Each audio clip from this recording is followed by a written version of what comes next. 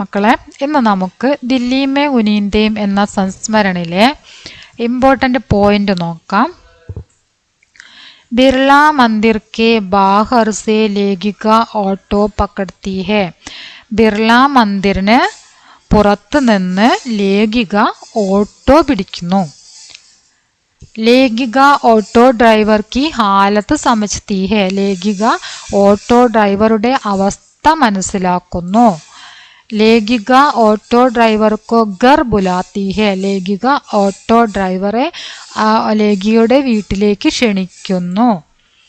രാജാറാം 8 साल तक चांदनी चौक में साइकिल रिक्शा चलाता है. രാജാറാം 8 വർഷം വരെ ചാന്ദിനി ചൗക്കിൽ സൈക്കിൾ റിക്ഷ ഓടിച്ചിട്ടുണ്ടായിരുന്നു എന്നാണ് കേട്ടോ. 8 വർഷം വരെ ചാന്ദിനി ചൗക്കിൽ 1.5 साल तक मुफ्त में सेवा करता है. 1.5 साल പറഞ്ഞ 1.5 വർഷം സൗജന്യമായിട്ട് സേവനം നൽകിയിട്ടുണ്ടായിരുന്നു. അമീർ ആത്മി രാജാറാം ആരെയാണ് 1.5 വർഷമായിട്ട് സൗജന്യമായിട്ട് സേവിച്ചത്? അമീർ ആത്മീനെയാണ് അല്ലേ. അമീർ ആത്മി രാജാറാം കോ ഏക് പുരാന ഓട്ടോ ദേത്താ ഹെ. അമീർ ആത്മി രാജാറാമിന് ഒരു പഴയ ഓട്ടോറിക്ഷ നൽകുന്നു. ദേത്താ ഹെ നൽകുന്നു. ബാരിഷ് മേം ഉസ്കാ ഘർ ടഹ് ജാത്താ ഹെ. മഴയിൽ അയാളുടെ വീട് തകർന്നു പോകുന്നു.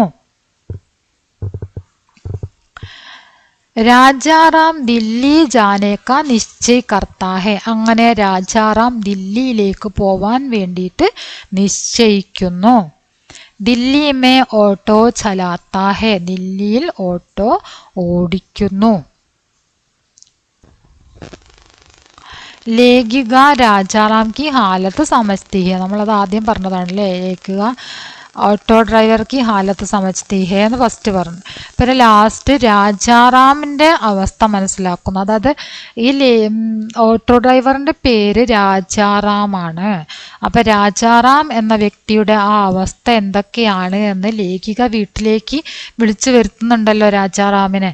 അതിനുശേഷമാണ് രാജാറാമിൻ്റെ യഥാർത്ഥ ചിത്രം അവർ അറിയുന്നത് അല്ലേ. അപ്പം ലേഖിക രാജാറാമിൻ്റെ അവസ്ഥ മനസ്സിലാക്കുന്നു. അത്രയാണ് ഇതിലുള്ള പ്രധാന പോയിന്റുകൾ. അപ്പോൾ ഈ രാജാറാം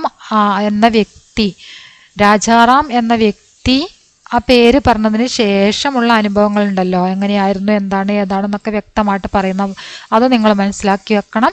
അതുപോലെ തന്നെ ഓട്ടോ ഡ്രൈവറായിട്ട് ലേഖിക മനസ്സിലാക്കുന്നുണ്ട്. ഓട്ടോയിൽ തന്നെ ഉറങ്ങുന്നു, അയാൾക്ക് വീടില്ല എന്നുള്ള കാര്യങ്ങളൊക്കെ അല്ലേ. അവിടുത്തെ ആ ഓട്ടോയിൽ തന്നെയാണ് എല്ലാ സാധനങ്ങളും സൂക്ഷിക്കുന്നതും ഉറങ്ങുന്നതും ഒക്കെ അവിടെ തന്നെയാണ് എന്നൊക്കെയാണ് ലേഖിക ആ സമയത്ത് മനസ്സിലാക്കുന്നത്. പിന്നീട് വീട്ടിലേക്ക് വന്നതിന് ശേഷമാണ് എന്ത് കാര്യം മനസ്സിലാക്കുന്നത്? രാജാറാമാണ് പേരെന്നും അദ്ദേഹത്തിൻ്റെ നാട് എവിടെയായിരുന്നു എന്നും അദ്ദേഹത്തിൻ്റെ വീടിന് എന്ത് സംഭവിച്ചു, അദ്ദേഹത്തിന് ആദ്യം എന്ത് ജോലിയായിരുന്നു, അദ്ദേഹത്തിൻ്റെ നാട്ടിൽ എന്ത് ജോലിയാണ് ചെയ്തത്, അങ്ങനെയുള്ള കാര്യങ്ങളൊക്കെ അല്ലേ. അപ്പം എല്ലാ കാര്യങ്ങളും നിങ്ങൾ വ്യക്തമായിട്ട് ടെക്സ്റ്റ് ബുക്ക് നോക്കി മനസ്സിലാക്കി വിശദമായിട്ട് മനസ്സിലാക്കി വെക്കണം. എക്സാമിന് എങ്ങനെ ചോദ്യം ചോദിച്ചാലും എഴുതാൻ വേണ്ടിയിട്ട് നിങ്ങൾ തയ്യാറാവണം. ഓക്കെ.